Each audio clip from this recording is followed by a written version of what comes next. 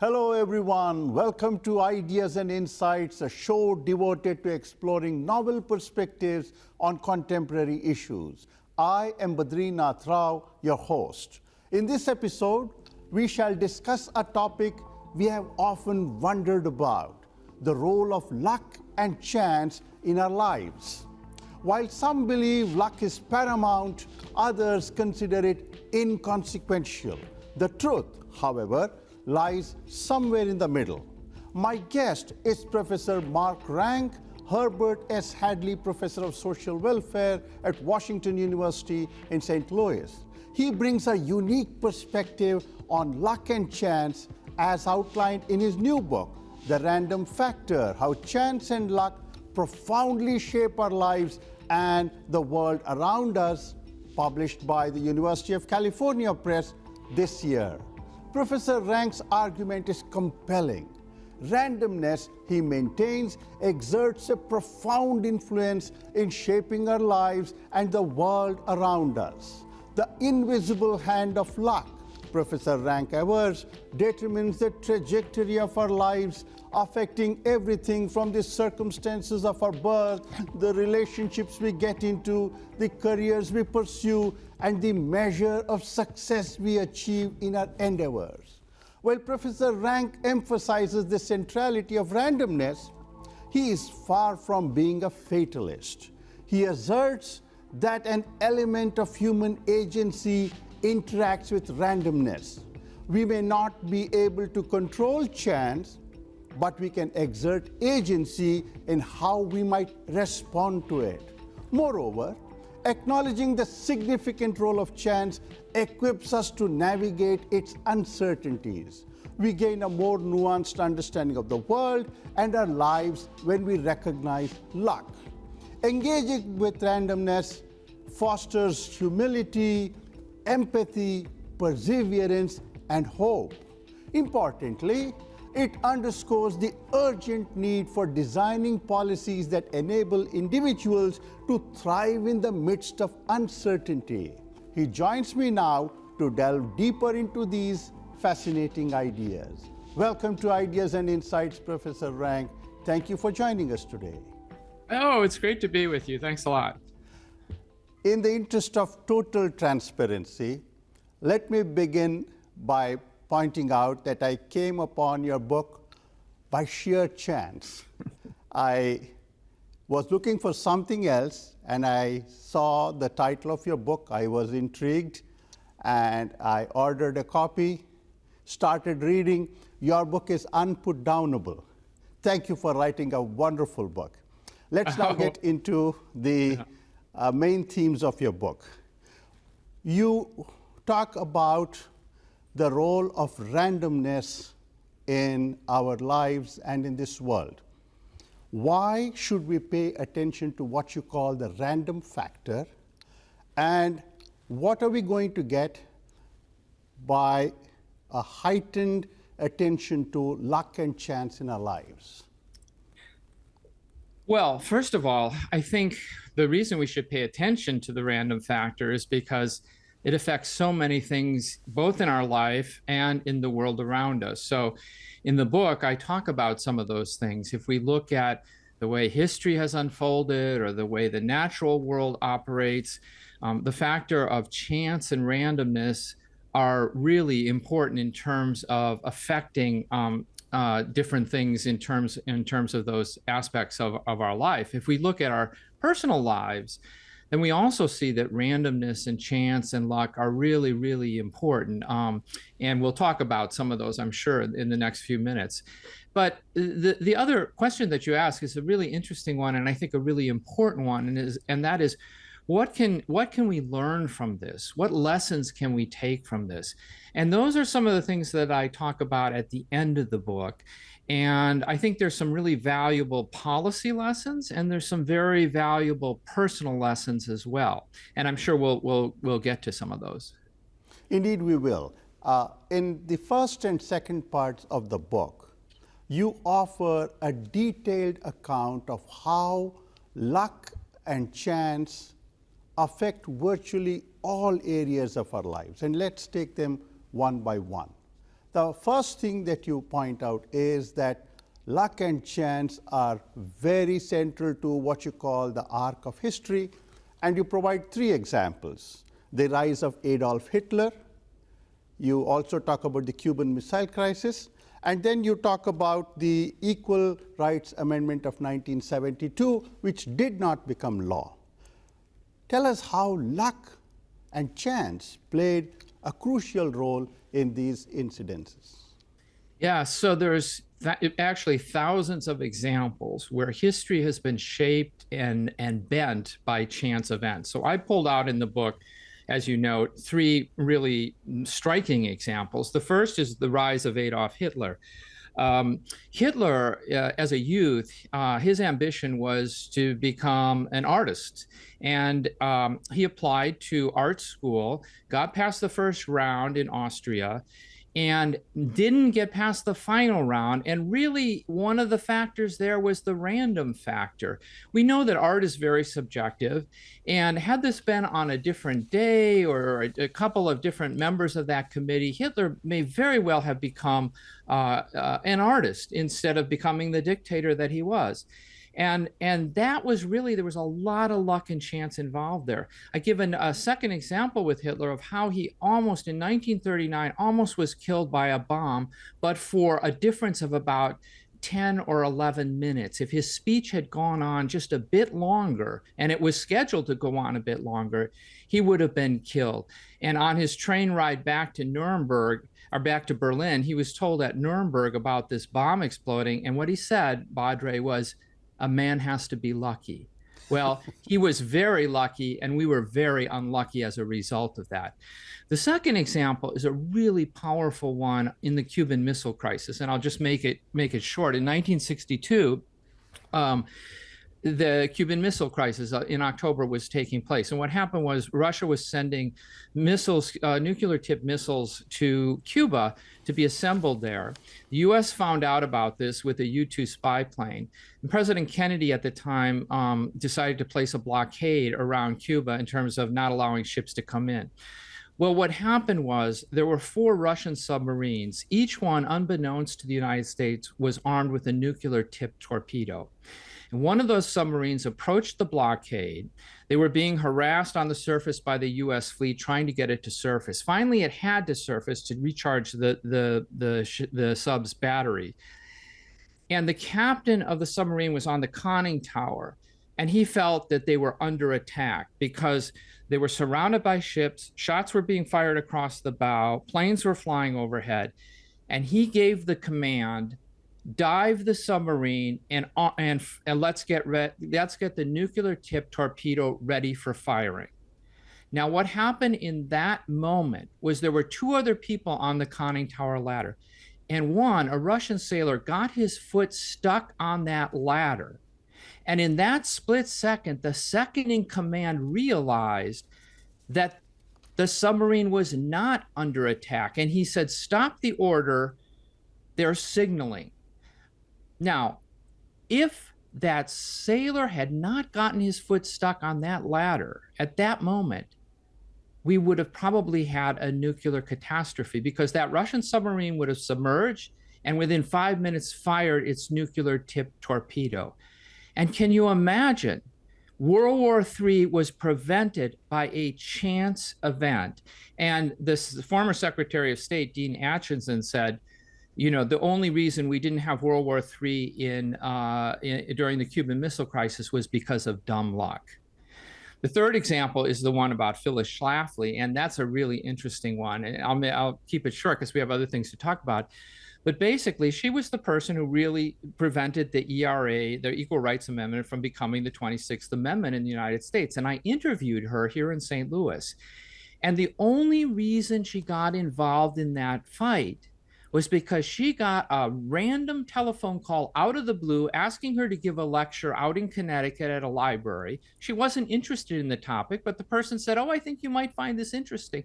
Well, to make a long story short, she gave that lecture, she became interested, and she was the key person to stop the Equal Rights Amendment. And I asked her in my interview, if you hadn't gotten that telephone call out of the blue from a librarian in Connecticut, would you have been involved in this? She said, absolutely not. So think about this. History was changed by a random telephone call. Now, those are just three short examples, and there are many, many more that are out there. Let me pursue this matter a bit further. You also state in your book that several contemporary socio-economic processes are triggered by and influenced by random factors. And you provide the example of Michael Brown in Ferguson, Missouri, who was killed by the police. You give the famous example of Rosa Parks and her act of defiance in Montgomery, Alabama in 1955.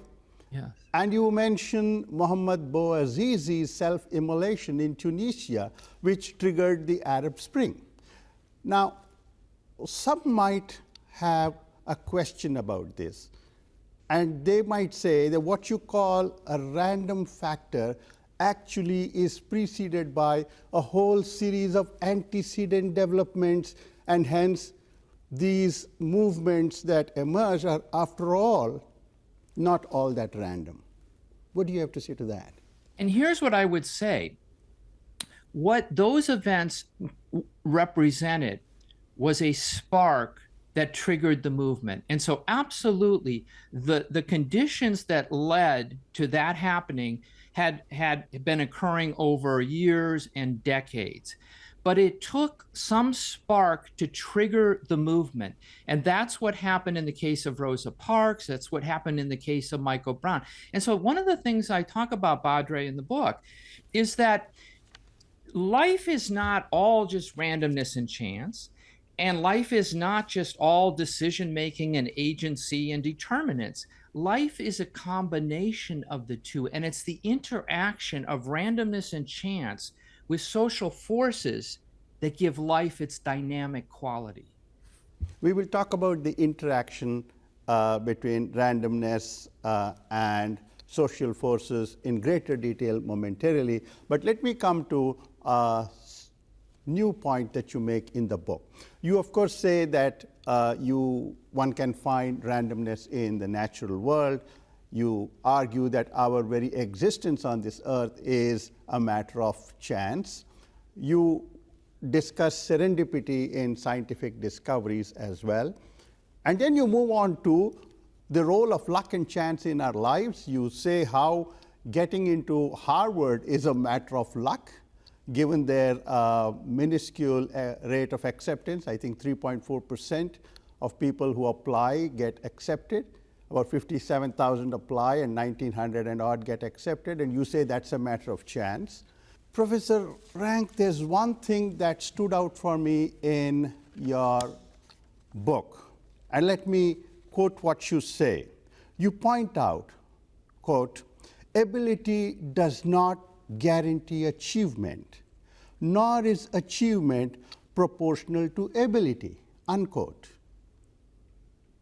Professor Rank, if this is true, I want to say this is a most depressing thought.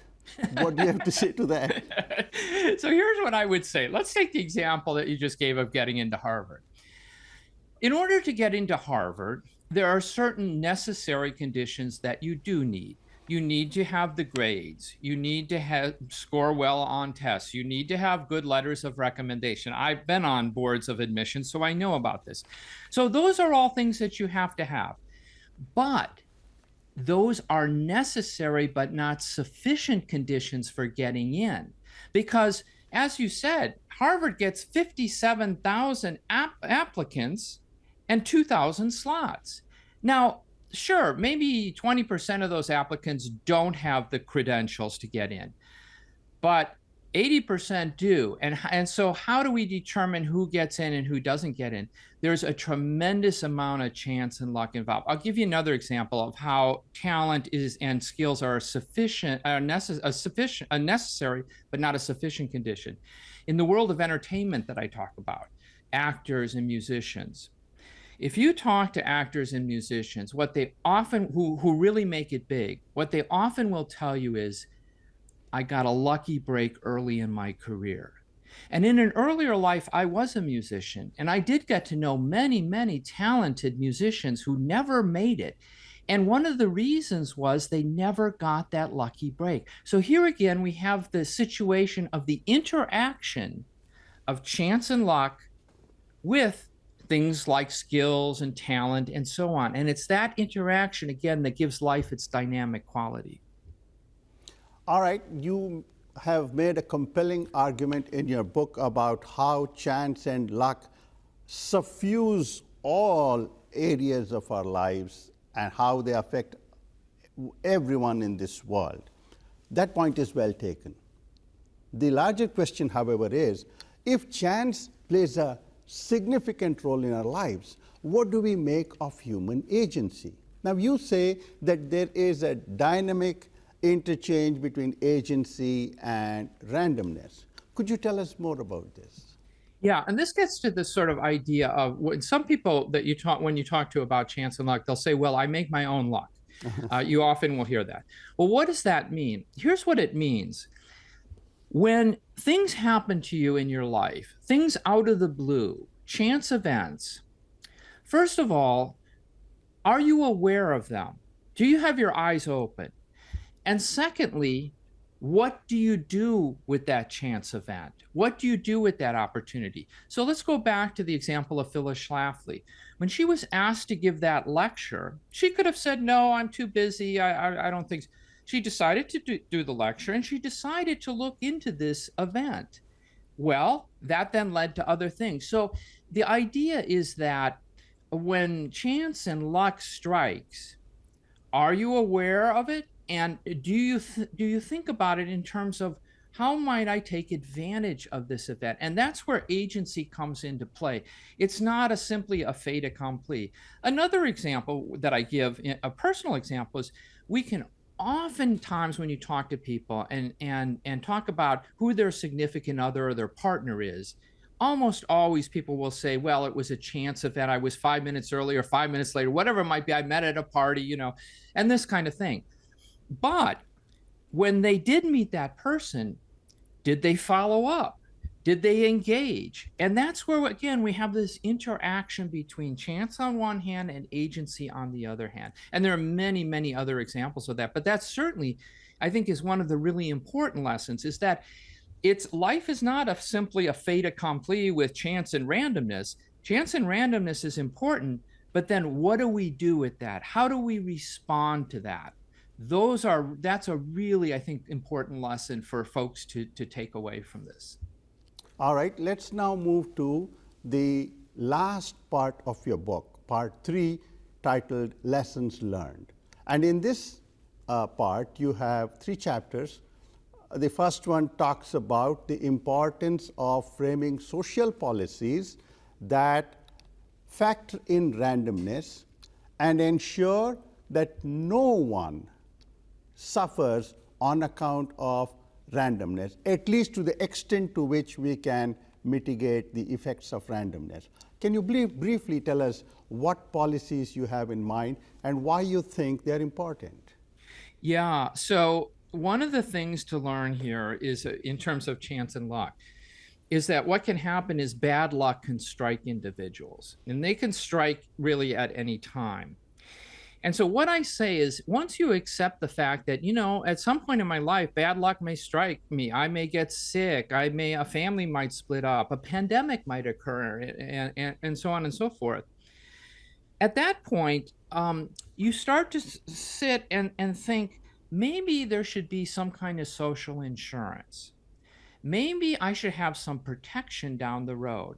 This is why we buy home insurance and auto insurance. We don't think that tomorrow my house is going to burn down, but we realize at some point bad luck may strike and an accident might happen. And so what I say is take that lesson and think about social policy, particularly in the sense of having a strong social safety net. So a lot of my prior work has focused on poverty and inequality in the United States. And what I've shown is that actually over time, most Americans will experience poverty because at some point bad luck strikes. The implication of that is as a result, we should have a strong social safety net that protects people when bad luck strikes. And that's the idea of having, programs involved so that if you fall below a certain income level, you'll get some kind of help and some kinds of support until you get over that spell of bad luck. So it's a really important social policy lesson that we can take from the recognition of chance and luck and randomness. In the interest of giving our viewers a complete sense of what you want to say, what you say in the book, I would like to point out that you are a great advocate of universal basic income, universal health coverage, access to quality education, and equality of opportunity. Is that right? That's exactly right. And so those are all really important factors. Really, basically what it comes down to in terms of social policy is having things in place that allow people to live up to their potential, whatever that may be. And that's the key. Let's now move to the lessons one can draw from randomness and the role of luck and chance in one's personal life.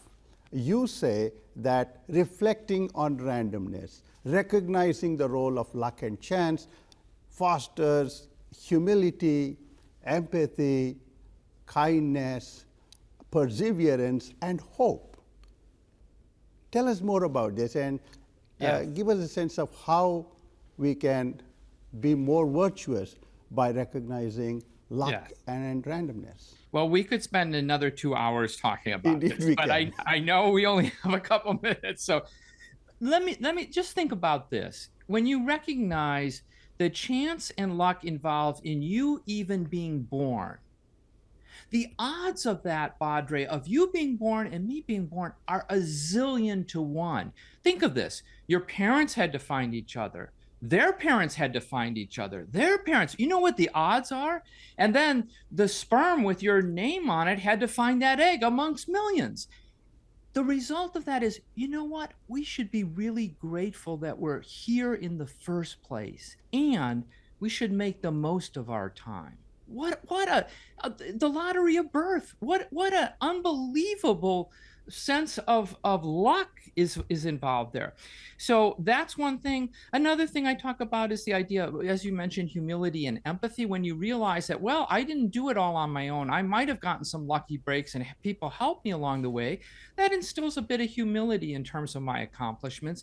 And it instills a bit of empathy for folks who might have gotten some unlucky breaks in life. I talk about the idea of perseverance. I talk about the idea of hidden opportunities that we talked about a little bit earlier. And one last thing that I think is really important is imagine this. Imagine a world in which there was no chance or luck. What a boring place that would be. If everything was a fait accompli, what would be the point of life?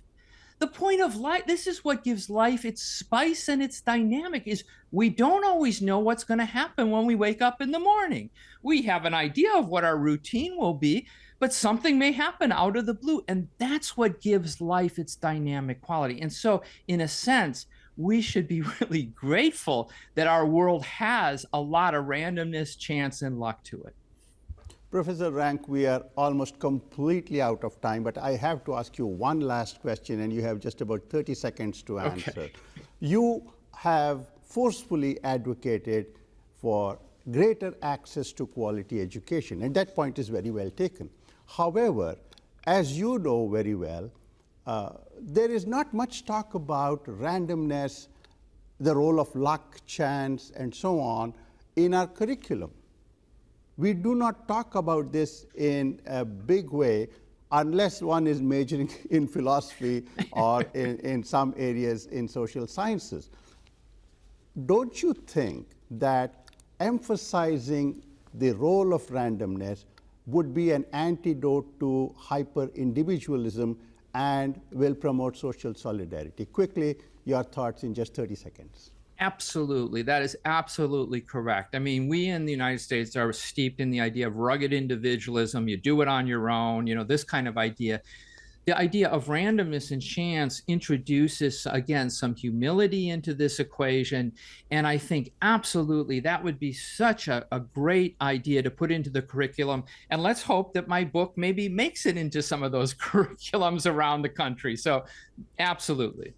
Your book would make an excellent primer on this topic. I again warmly congratulate you for writing a wonderful book. Thank you, Professor Rank, for taking the time to talk to us. We appreciate your time, your insights. Thank you once again. Padre, thanks so much. And my last piece of advice is don't forget to count your lucky stars. Thank you. I will keep that in mind. That's it for today. Join us next week for a new episode of Ideas and Insights. We would love to hear from you about this episode. You can email us at ideasandinsights@wgte.org. Remember, you can access Ideas and Insights anytime by visiting our website, wgte.org/ideas and insights. Thanks for joining us today. We will see you next week. Until then, goodbye.